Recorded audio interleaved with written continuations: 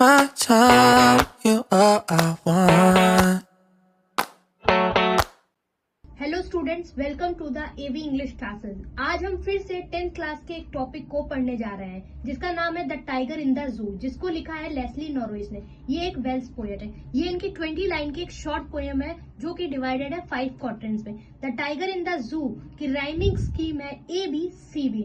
आइए सबसे पहले इसकी थीम देखते हैं। The poem explores themes such as freedom versus captivity, tamed versus wild, wilderness and natural beauty। Captivity और टैम्ड माने रहता है कैद। कविता आजादी और कैद, पालतू जंगली जानवर और प्राकृतिक सौंदर्य जैसे विषयों की चर्चा करती है। टाइगर ने इसमें जो राइटर है टाइगर को एक जू में बंद बताया है। उस टाइगर को कंपेयर किया गया है डिफरेंस अराउंड में या डिफरेंट सिचुएशंस में।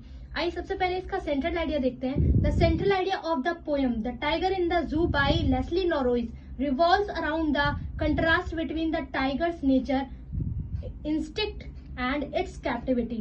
लेस्ली नॉरविच की कविता the tiger in the zoo का केंद्रीय विचार बाघ की प्राकृतिक प्रवृत्ति और उसकी कैद के बीच के अंतर को दर्शाया है।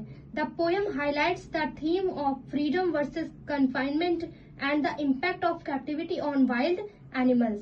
कविता स्वतंत्रता और कैद में जंगली जानवरों के कैद पर प्रभाव डालती है। The tiger which is the symbol of strength and power, बाघ जो कि शक्ति और ताकत का प्रतीक है, is depicted as being trapped in a cage, जो कि पिंजरे में फंसा हुआ दिखाया गया है। Leading to a sense of frustration and loss of identity, जिससे निराशा और पहचान खोने की भावना पैदा हो रही है।